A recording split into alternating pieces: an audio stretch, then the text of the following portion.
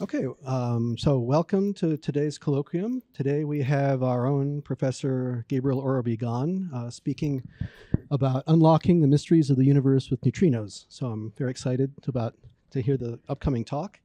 So Professor Gann did her DPhil at the University of Oxford, finishing in 2008 with a thesis on an improved measurement of the boron 8 solar neutrino energy spectrum at the Sudbury Neutrino Observatory. And this began a scintillating career in neutrino physics. She continued with a postdoc at Penn from 2008 to 2011, joined us here at UC Berkeley and LBL in 2012, and became an associate professor here in 2019. Several awards, including the DOE Early Career Award, the UC Berkeley Miller Professorship, and most recently the 2024 International Early Career Award from the International Committee for Future Accelerators, ICFA Early Career Award. And so we'll hear all about the latest developments in solar neutrino physics, and very exciting to hear what Gabriel has to say.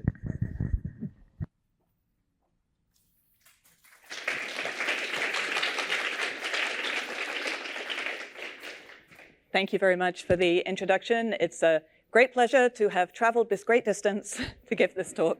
This is actually the first time I've given a colloquium at Berkeley, despite having been here 13 years. So actually, it really is a great pleasure to have this opportunity. Can everyone hear me okay? Great.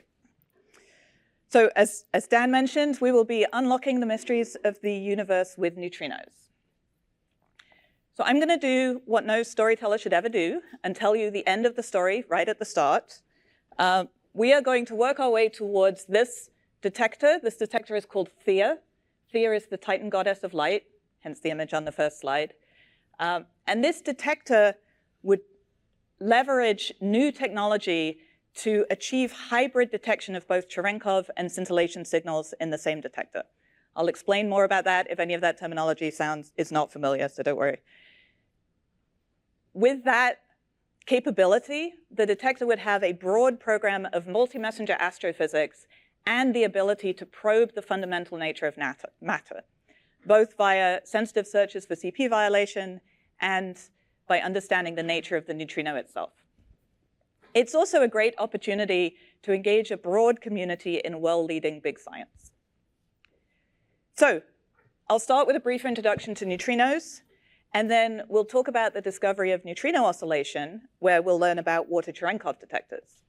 Then we'll talk a little bit about some of the open questions in the field, where we'll learn about scintillation detectors. And then we'll talk about next generation sensitivity, these so-called hybrid detectors, which leverage both signatures.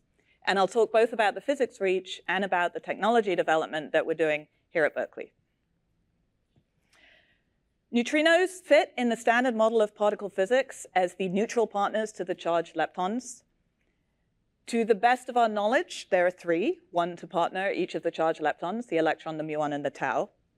We know that they interact incredibly weakly. They're neutral, so they don't take part in the electromagnetic interaction. They don't carry color. So they only interact via the weak force. They have incredibly tiny masses. In fact, originally they were thought to be massless. And as I mentioned, we know of three flavors. So data on the width of the Z boson supports the idea that there are three flavors. You can see predictions for 2 and 4 are very different from the data. Caveat that this data is sensitive to neutrinos that interact with the Z, so they interact by the weak force, and relatively light neutrinos, so lighter than the mass of the Z. So there's still the possibility for heavy neutrinos or what we call sterile neutrinos that don't interact by the weak force. So the three flavors of neutrino that we know about, the electron, the muon, and the tau, have all been detected. And we're going to start our story with the electron neutrinos that are a byproduct of the fusion reactions that power the sun. So how does the sun shine? We're pretty familiar with this process. Obviously, the intense heat and pressure in the core of the sun fuse protons into helium. That gives off a lot of energy, the heat and the light that we see, and it also gives off a lot of neutrinos. The original motivation for detecting neutrinos from the sun was actually to convince ourselves that we understood how the sun works, to validate our understanding of the solar model. However, things don't always go as planned. What you see here is, in blue, the experimental results compared to the theoretical prediction in black as a function of energy for the flux of neutrinos from the sun. So you can see a fairly significant discrepancy, a factor of 2 or 3. And this is what became known as the solar neutrino problem, and it persisted for several decades. The solution came in the form of the water Cherenkov detectors. So in a water Cherenkov detector, what happens is a neutrino will interact with a great big vat of water, scatter an electron via elastic scattering, which you can see up here. And then if it gives the electron enough energy, the electron will produce Cherenkov light in the water. So for anyone not familiar, Cherenkov light, you can think of like a sonic boom in light. If the electron is going faster than the speed of light in that medium, it will emit a shock wave of light, and that's the Cherenkov light. So the nice thing about Cherenkov light is it's emitted around the trajectory of the particle. So when you detect it, you can actually understand the direction of the incoming particle. And that is what is shown here. So this is data from the Super Kamiokande experiment, which was a 50 kiloton experiment, a huge vat of water. And this is showing the direction of the detected events relative to the sun. So you can see this beautiful peak of events clearly coming from the sun. That's the signature of the solar neutrinos. So that's the beauty of the Cherenkov detection. Now, the experiment that actually resolved the solar neutrino problem used a slightly different target. Instead of regular water, the Sudbury Neutrino Observatory, which is this detector shown on the left, used heavy water. So heavy water is similar to regular water, but there's a neutron in the nucleus. So that opens up a couple of other options for neutrino interaction. You can have a charge current interaction, which at the energies of solar neutrinos is only sensitive to the electron flavor. And then you can also have the neutral current interaction, where the neutrino basically just breaks apart the deuteron. And that interaction is sensitive to all flavors of neutrino equally. So this ability to differentiate by neutrino flavor is what allowed SNO, the Sudbury Neutrino Observatory, to resolve the solar neutrino problem. So this is the same figure I showed before, but here are the neutral current results from SNO. So remember, that's sensitive to all flavors of neutrino, and you see it agreed beautifully with the theoretical prediction. So what that told us is that the neutrinos produced in the electron flavor in the sun are changing flavor before we detect them on the Earth. There is a story to the energy dependence here, which if you're interested in, ask me about later. It's reasonably well understood, but it is somewhere that there is still room for improvement. So this idea of neutrino flavor change is what led to our understanding of neutrino oscillation. So although neutrinos are produced in their weak or flavor states, the electron, muon, and tau, they actually propagate as physical or mass states. Physicists being as creative as we are, those are named 1, 2, and 3. And I don't know about you, I find it difficult to think in 3 dimensions. So just consider the simplified 2-dimensional situation. Your mass states 1 and 2 are the pure states, and the electron neutrino and the muon neutrino are linear combinations of those states. So you can think about that as a simple rotation of your basis states. So then there's an angle that a mixing angle that relates the flavor states to the mass states. And what that means is if you produce a neutrino in the electron state, it propagates some distance and you detect it, then there's a probability that you'll detect it as a different flavor, depending on its energy and the distance it traveled. Now, if you look at the formula for this here, so there's the energy, there's the distance, there's a delta m squared. That's the difference in the mass of the 2 neutrino states. So that's critical because that tells us that in order for neutrinos to change flavor via this mechanism, they can't be massless. There has to be a mass difference between the neutrino states in order to see neutrino oscillation. It was that discovery that led to the 2015 Nobel-Prize in Physics, which went jointly to the directors of Super K and the Sudbury Neutrino Observatory, Takaki Kajita and Art McDonald. So, all right, we've resolved the solar neutrino problem. That didn't seem so difficult. What is so challenging about neutrino physics? So this is my little cartoon, not to scale. Here's the sun, here's the Earth, here's the Sudbury Neutrino Observatory, which is actually 2 kilometers underground, but on the scale of this picture, it's on that side of the Earth. So during the day, SNO is observing neutrinos from the sun. They're traveling through the vacuum of space, and we see some number of neutrinos. So then at the nighttime, the detector is on the other side of the planet. So you've basically put the entire span of the Earth in the path of your neutrino beam, and SNO sees just as many neutrinos. So that, for me, encapsulates why neutrino physics is challenging, because you can put the Earth in the path of the neutrinos, and you can't even measure the effect. They interact so weakly that we can't measure that effect. Now, there should be an effect here. There is some small interaction of the neutrinos with matter as they pass through the Earth. It is so small it has yet to be measured. Super Kamiokande, to which I made reference earlier, thought they had measured it, but then when they looked more closely, they still didn't quite have it. It requires extremely high precision. So what is left in neutrino physics? What are the exciting questions? So one of the things that appeals to me about neutrinos is the fact that they're sort of dual purpose. Because they interact so weakly, we can use neutrinos to probe the world around us, just as we did in SNO. We can use them to understand the core of the sun. There are still really interesting questions in solar neutrinos about what is the metal content of the sun. We can actually use the neutrino flux to understand the metal content of the sun, which can tell us about the evolution of heavier stars. We can use neutrinos from distant supernova to understand the explosion mechanism of stars. And geoneutrinos are produced by radioactive decay in the Earth, and that can tell us about geological models. At the same time, the neutrino is a fascinating particle in its own right. So we know there are 3 flavors, and from solar neutrinos, we know that the nu 2 state is heavier than the nu 1 state. But vacuum oscillation is not actually sensitive to the sign of the mass difference, only the magnitude. So we actually have an uncertainty on the ordering of the neutrino mass states. The nu 3 state could be the heaviest, or it could be the lightest. We also don't know the overall neutrino mass scale. We know that it's tiny. We don't know quite how tiny. But most fundamental of all, we actually don't know the nature of the neutrino itself. The neutrino is unique in being the only known fundamental fermion with the potential to be its own antiparticle. So if you think about what differentiates a particle from its antiparticle, think about the electron and the positron. Obviously, they have opposite electric charge, but the neutrino is neutral.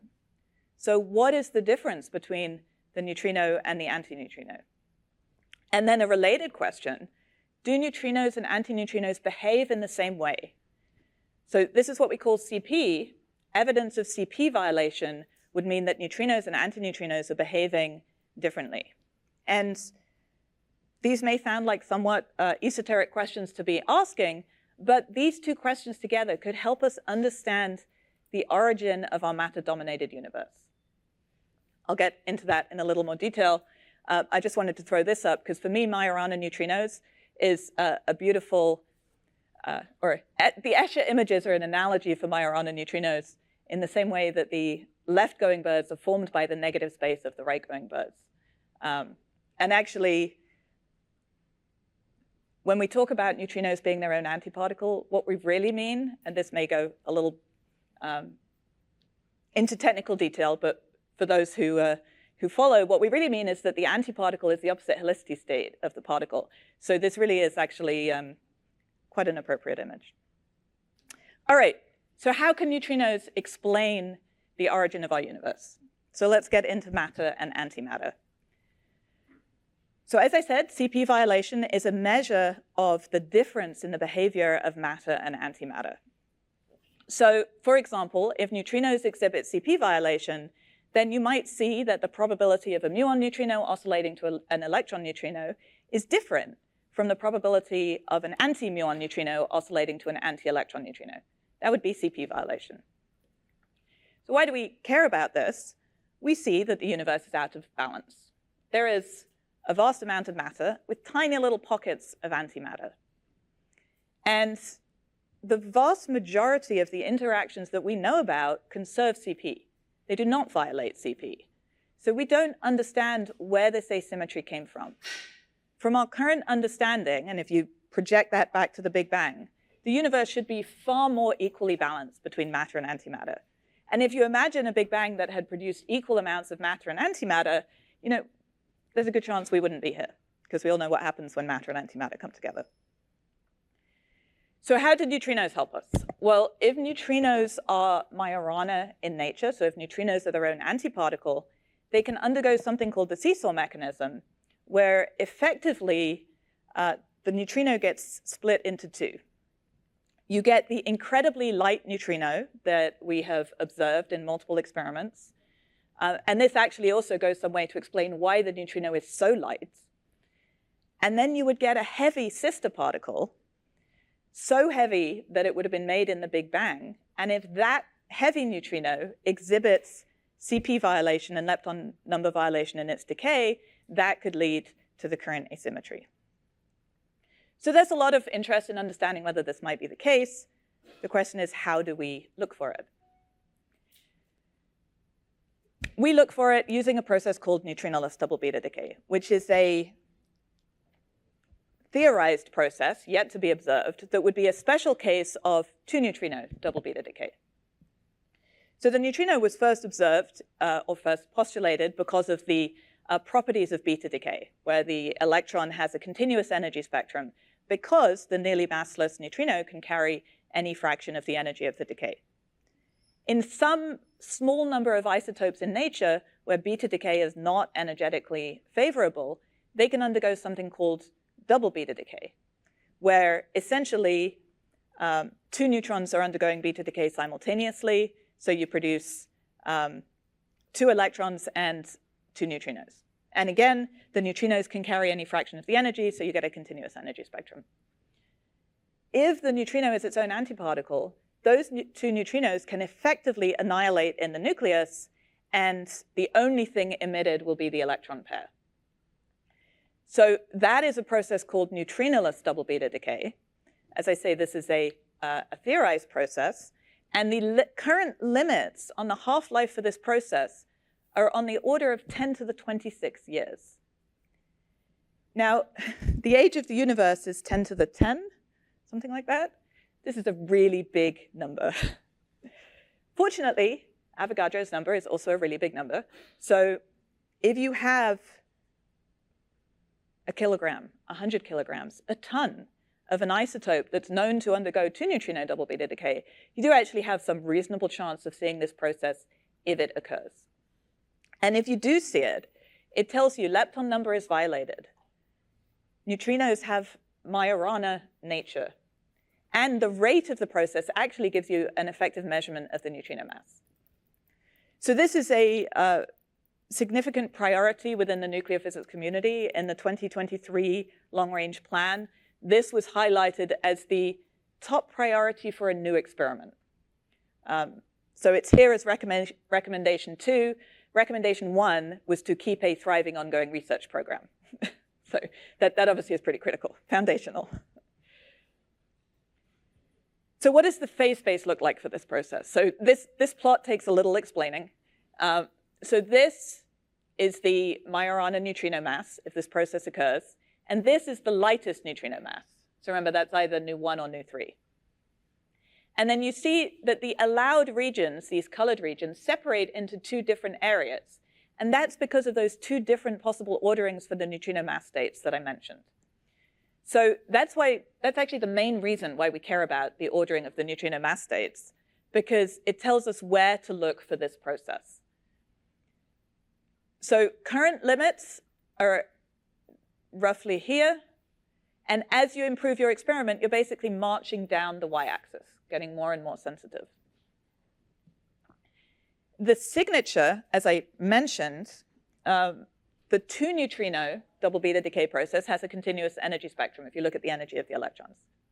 In the case that the neutrinos are not emitted, the electrons are carrying all the energy of the decay, So you predict, this pointer is going, you predict a peak at the endpoint. So that is what you are searching for, a little peak at the endpoint.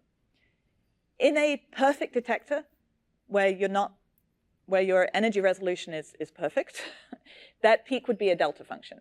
In any real detector, of course, that gets smeared out into a Gaussian, and it, by its nature, comes coupled with what is essentially a really large background right next to it, because you cannot get the neutrinoless process in an isotope that doesn't have the 2-neutrino process. So you're always going to get this great big blue background right next to your region of interest. So what that means is if you want to search for this process, you need a large target mass, you need low backgrounds, you need really good energy resolution. And ideally, if you really want to validate a discovery and demonstrate that you understand what you're looking at, you would like to see it in multiple isotopes. So water Cherenkov detectors are not going to get you there. So we move on to scintillation detectors. Scintillation light is produced in certain media when a charged particle passes through and excites the molecules in that material, and then when they relax, they emit light. The advantage of scintillation light is you can often get a lot more light, 50 times as much light as you would get from a Cherenkov emitter. But it's isotropic, so you lose that directional information. So I mentioned the Sudbury Neutrino Observatory and its discovery of neutrino oscillations. SNO has now been upgraded to an experiment called SNO+. The heavy water target has been returned to the Canadian government. Actually, we've returned a little bit more than they gave us, which is only to say that we measured it more accurately than they did. The detector is located in an active nickel mine in Sudbury in Ontario, technically northern Canada, but it's about this far north of the border. So I assume that they define it by population rather than by geographical area. So SNO Lab is 2 kilometers underground. And the reason for that is by going underground, you filter out all of the background noise. So remember what I said about neutrinos, they pass through the Earth as if it's not there. So you're not reducing your neutrino flux at all by going underground. You're reducing everything else. So for neutrinoless double beta decay, where you're looking for the signature from this target isotope, you want to make sure you're in as quiet an environment as possible. So the detector has now been loaded with scintillator. This is the scintillator-loaded detector. It is a 12-meter diameter acrylic vessel filled with scintillator. So it's about 860 kilograms of scintillator, because scintillator is less dense than water. So it's about a kiloton of water. And it's surrounded by 10,000 photomultiplier tubes, which are capable of detecting single photon levels of light. So those are used to detect the light produced from the interactions in the scintillator. So to give you a little feel of what it's like working at an active mine, this is the building on surface. This is shaft number 9, where you go underground, and you go 6,800 feet underground. It's a very long way. And you literally go in basically a metal box that rattles down this shaft. It really does rattle, very, very loud. When I was a grad student, you used to go down with the miners, so it's still an active mine. And there'd be a lot of jokes about how much nickel you're going to mine today.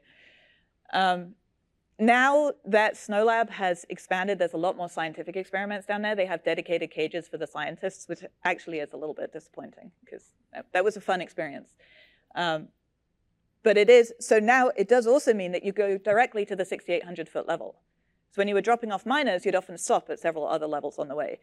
It takes about 3 minutes to go that far, so your ears will pop. It's a very high-speed ride vertically down. So what are the advantages of the scintillator approach? For anyone familiar with the field of neutrinoless double beta decay, you will know that there are many technologies out there trying to search for this process. The advantage of the scintillator approach is that it has a high light yield, so you get reasonably good resolution. It is one of the lowest background approaches. So the advantage of a liquid is you can constantly circulate it and purify it. So you can constantly clean out any possible source of contamination. You can also fiducialize. So what we mean by that is you've got your 860 kilograms of liquid scintillator. You can just analyze an inner region, and you're basically using the outer region as a buffer to protect yourself against external radioactivity. There's also the ability to reject sources of background in situ. So events that you have a lot of handles on the event topology in your detector itself. So the signature is the electrons from neutrinoless double beta decay, and a common background in many of the other experiments comes from alphas. You can see here, this is the time profile of light emitted from alphas and from betas in our detector. You can see they look very, very different. We get 99.9% separation based on this time profile. And by the way, if you're curious about this, this is just a feature of our electronics. We get a little dead time between each event, about 15 nanoseconds. The other advantage of this approach is a very high detection efficiency. You can study and characterize all your backgrounds before you load with isotope. And maybe the biggest one is it is easy scaling to a larger detector, because you don't actually need to build a new detector. You just put more isotope into your existing detector. For me, actually, beyond all of those advantages, the best thing about SNO+ is the broad physics program. Although the main goal is neutrinoless double beta decay, SNO+ does a lot of other really interesting physics. So, and this little list here is just some of the papers that we've produced over the last few years. So the first phase of SNO+ was actually a water fill, and we had some interesting results on nucleon decay and solar neutrinos from that first phase.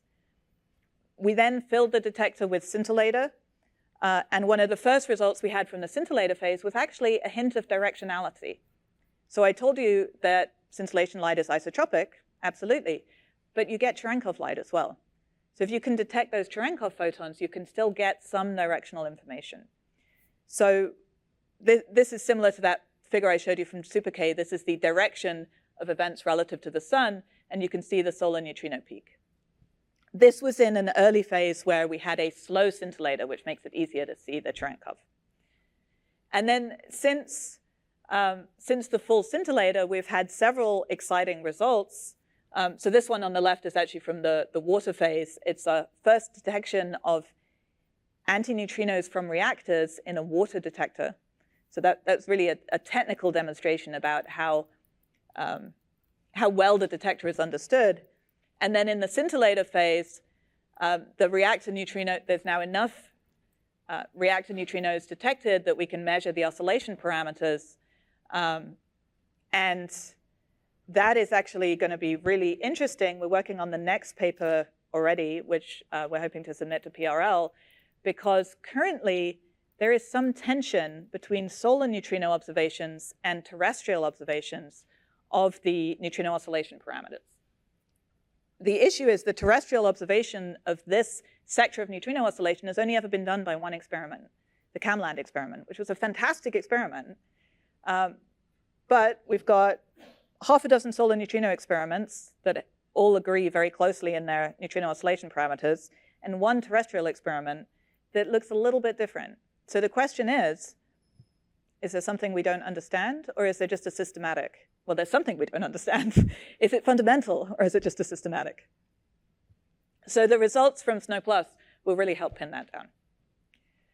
But looking forward to neutrinoless double beta decay, we will be loading isotope next year, early next year, I hope.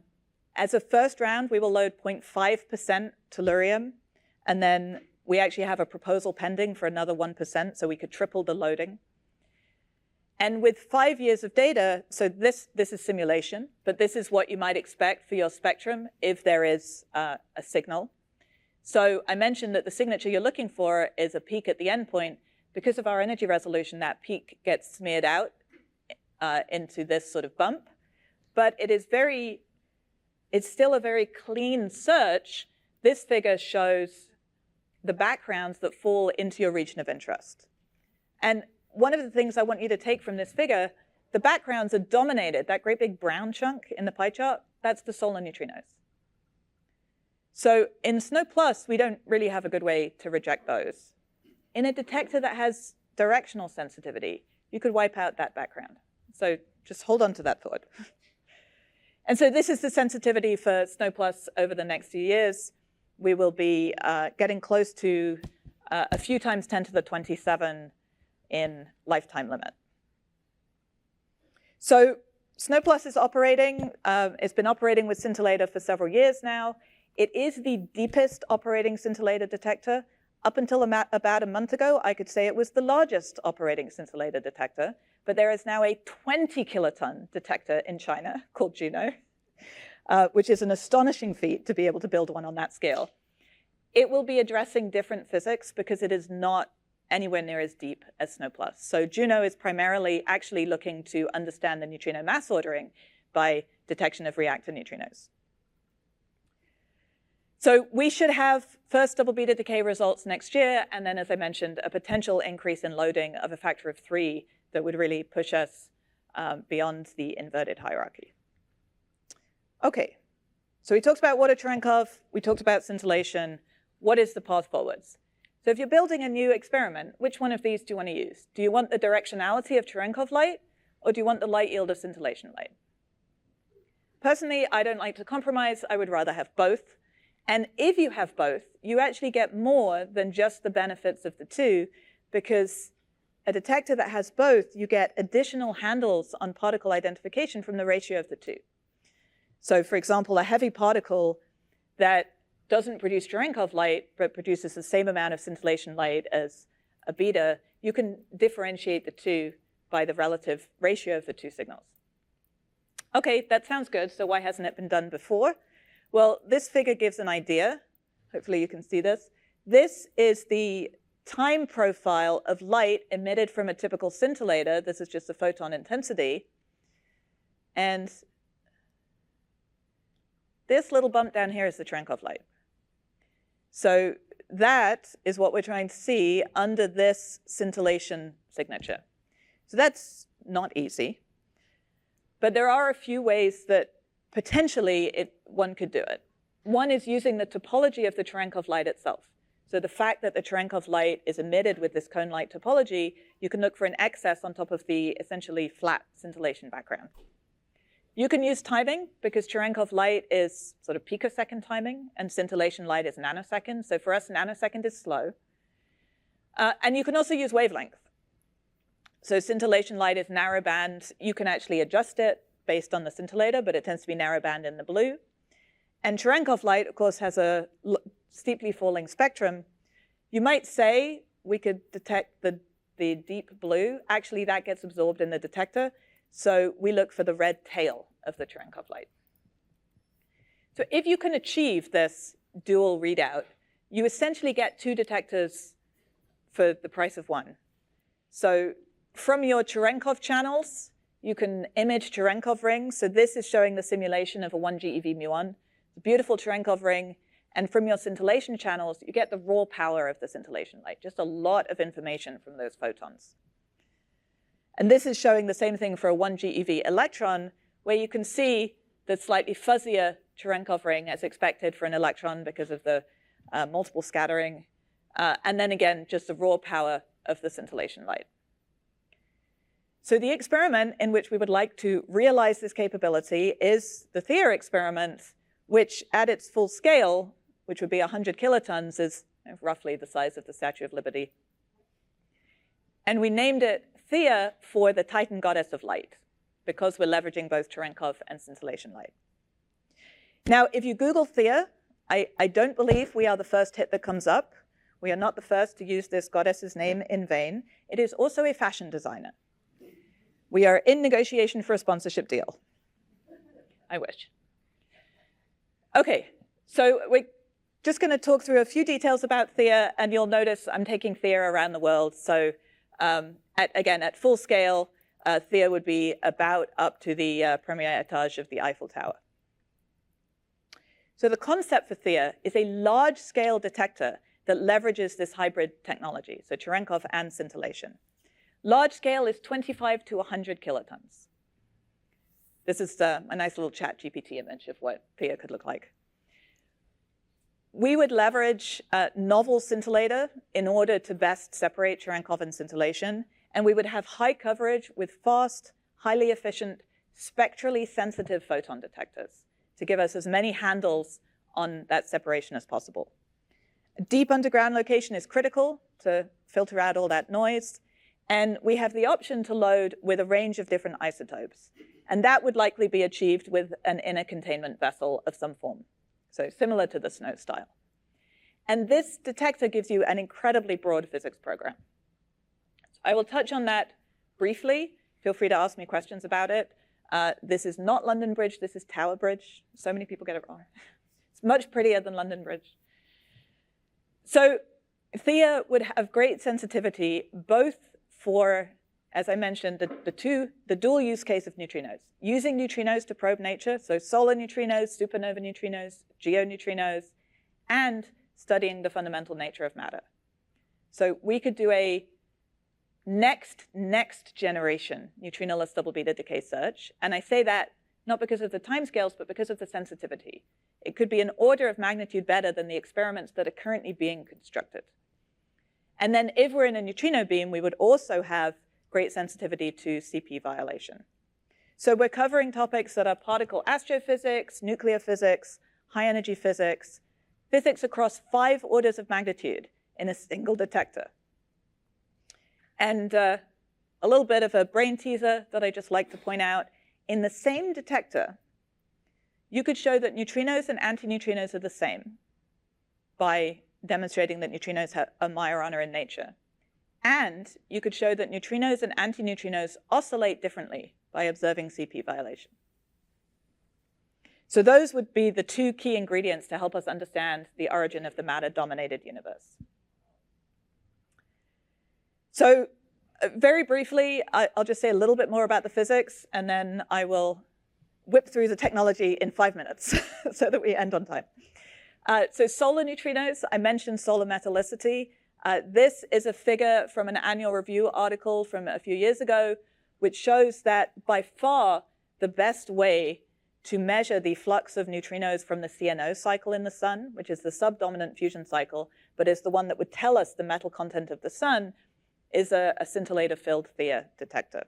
And as well as being able to do solar metallicity, Theia would also be able to probe the transition between vacuum and matter-dominated neutrino oscillation. I made reference earlier to the part of the energy dependence of the solar neutrino results that was not fully understood. Theia could probe that with high precision. Neutrinoless double beta decay. Remember, I showed you this pie chart of backgrounds in SNO+. Directional sensitivity in Theia wipes out that solar neutrino background and also gives you a handle on these thorium backgrounds because, again, the event topology looks different. So you really beat down your backgrounds. You get fantastic sensitivity.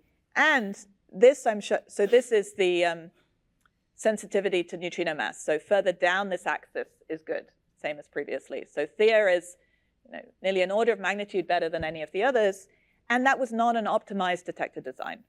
We have a lot of room to optimize beyond what we showed in those initial results. So there's really a lot of potential to push forwards.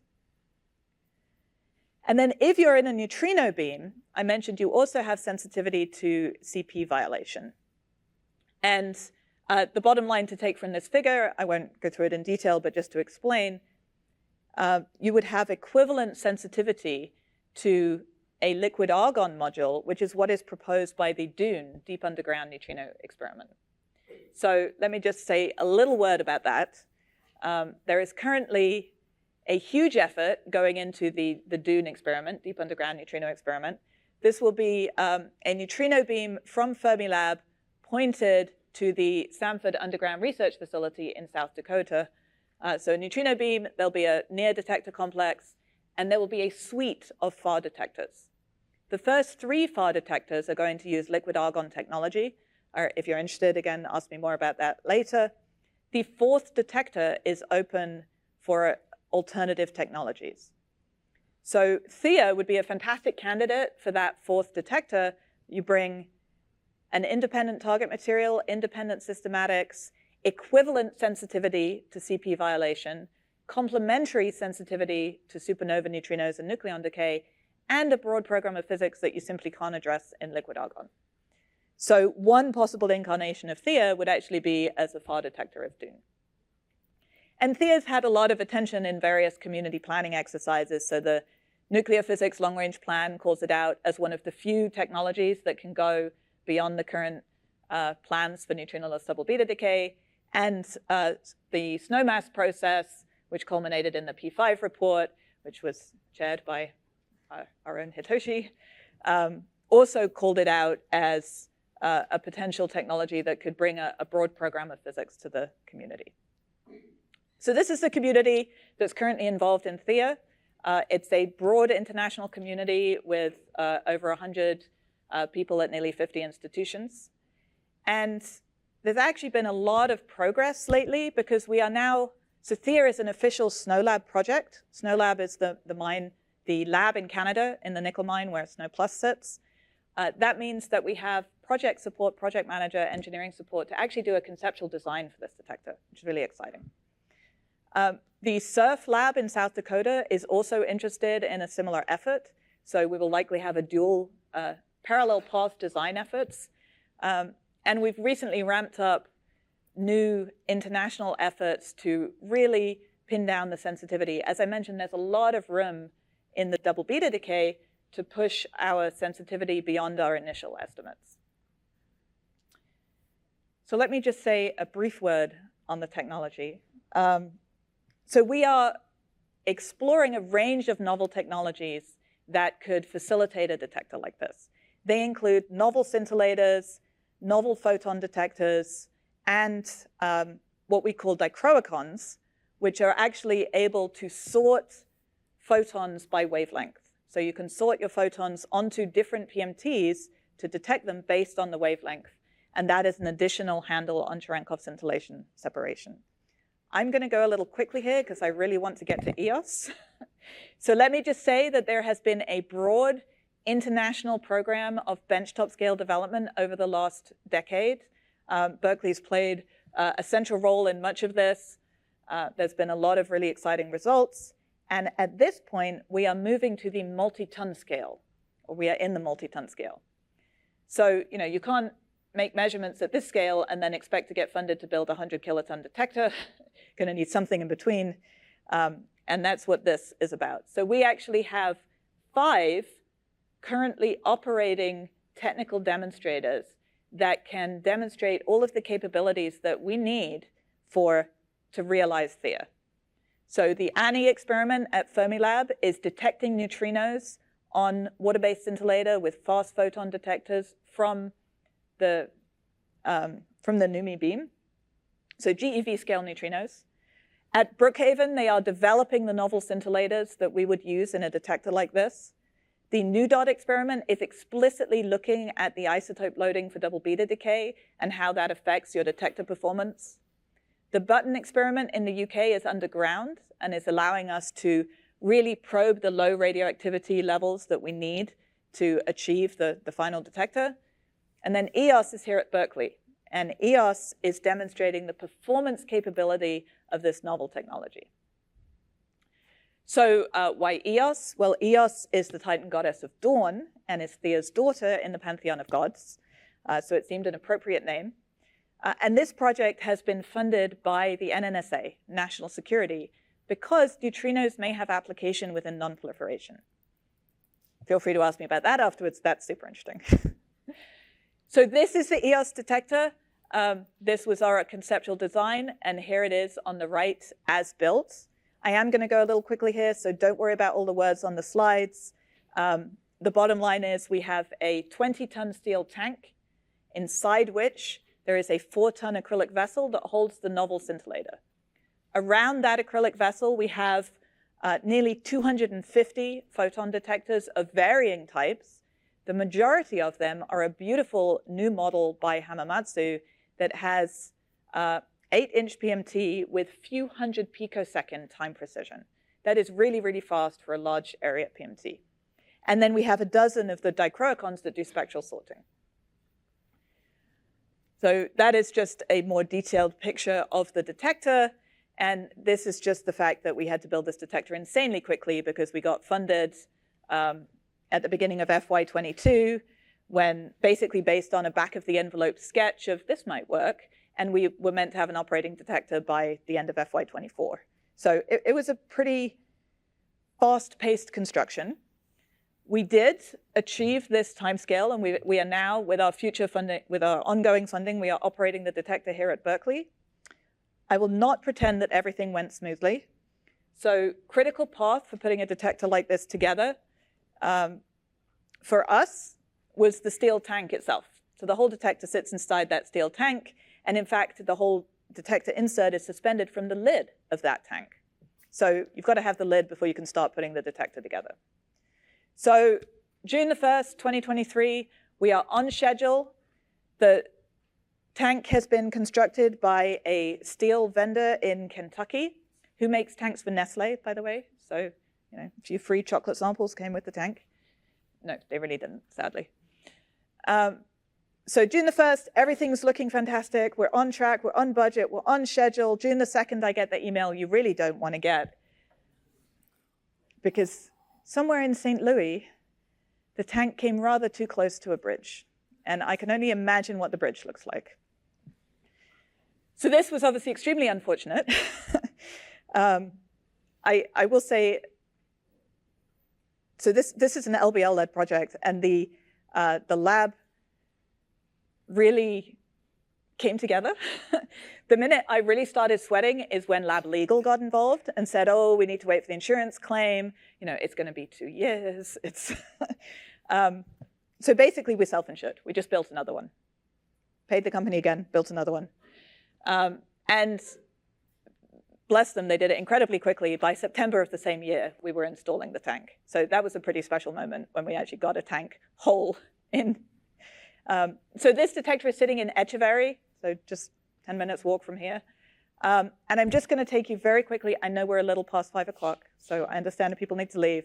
This is basically the photographic story of the EOS installation. So the tank in September, that great big blue base is for seismic anchorage.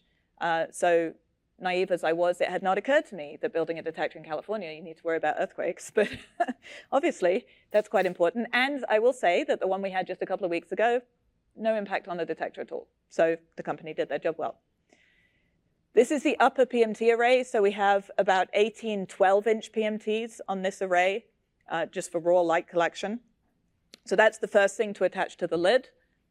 Next is the acrylic vessel, which here you see wrapped in protective film to keep the acrylic clean. And so that attaches below that upper PMT array.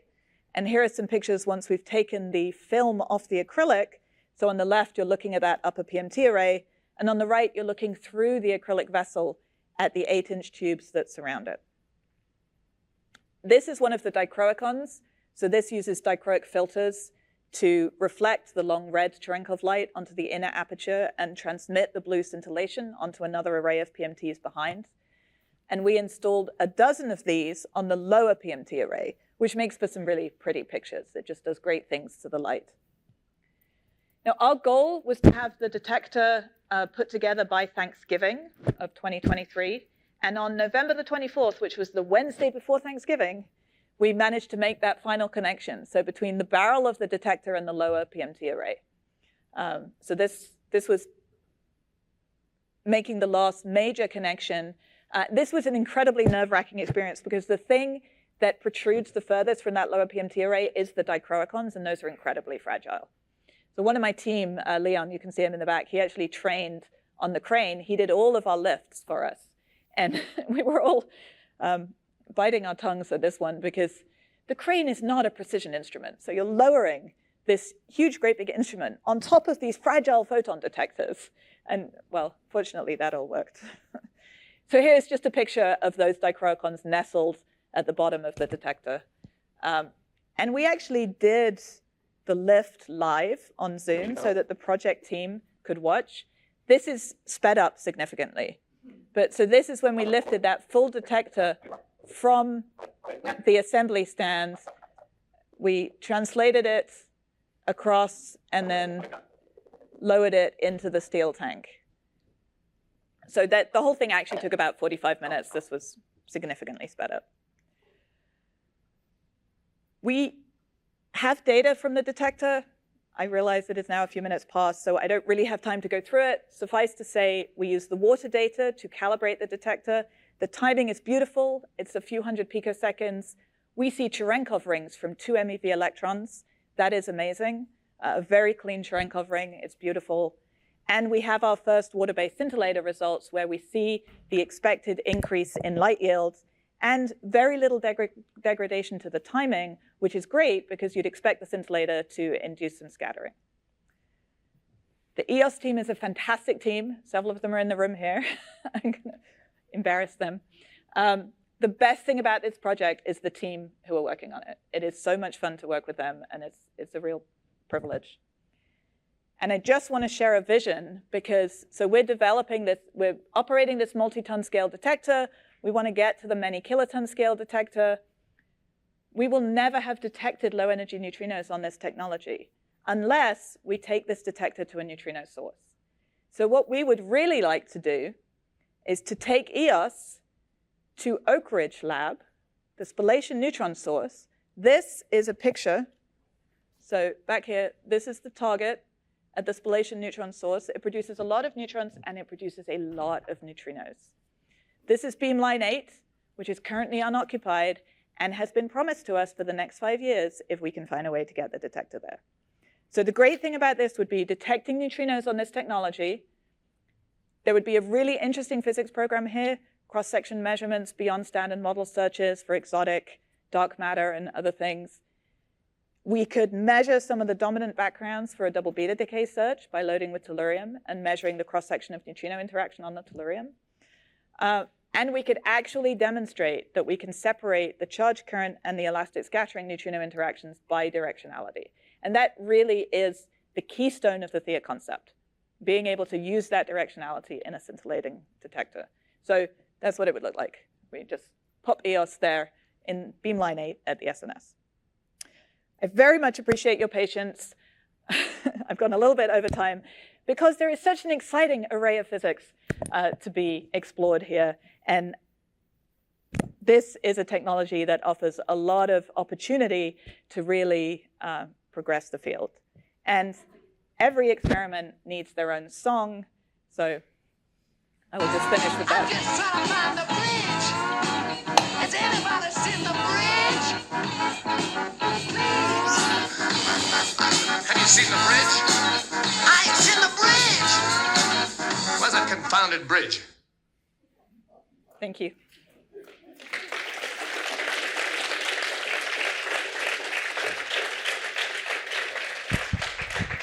Excellent, thank you. And we have time for a few questions.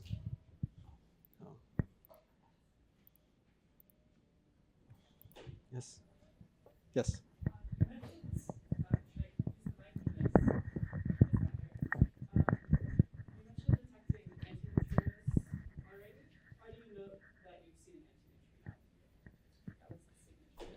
Great question. So in SNO+, yep. So the antineutrino, the signature is the antineutrino interacts on a proton and gives you a positron and then a neutron, which will thermalize and capture. So you get a coincidence signature. So that already reduces all sources of background dramatically. And then you can put various selection cuts on that. You know that those two events should be within a certain time, within a certain distance from each other in the detector. Each one should be within a certain energy range. So we use various selection criteria to identify the neutrinos. I should say it is done on a statistical basis, not event by event. So we fit distributions to understand that we're seeing the signature. More questions? Yes, Hitoshi.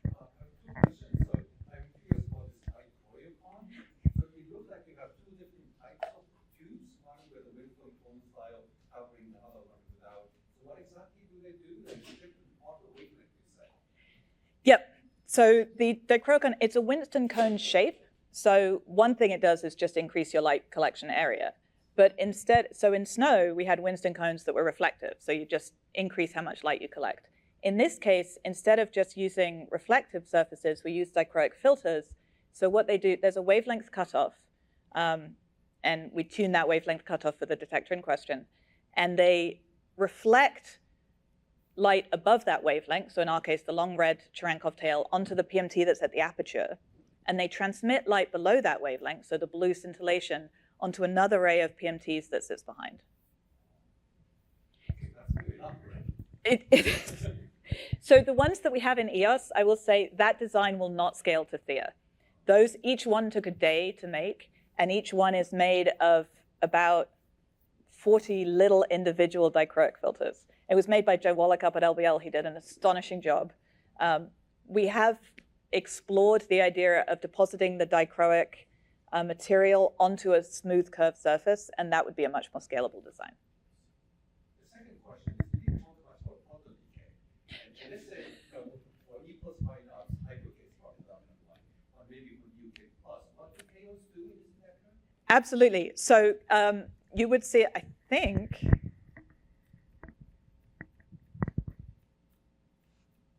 do I have the backup slide on nucleon decay? I don't have the backup slide, but I do at least have the sensitivity there at the top. So yes, you would, because you've got the sub-Cherenkov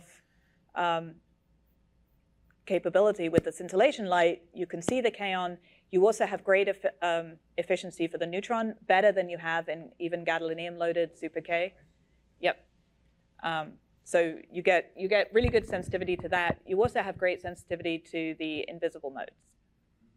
So you deal with sequence of K plus in the scintillation, stops decay, and you have additional, say, gamma I naught and plus decay. Yep. You see all of them? You should do, yes. I mean, yep. Yes, it's a beautiful signature. Okay, one more question. Barbara? So I have a non-physics question. It's been now 2 years. Has the insurance company paid us? I think you know the answer to that one. Nope. Are they going to? They are arguing that it was some combination of the shippers and the vendor's fault. And so they don't need to pay up. They offered a 25% reimbursement, but even if they pay up and somehow it came to the lab, my understanding is it gets lost in a black box at that point. It's never going to get as far as us, sadly. Okay, let's thank Professor Orebi Gann again.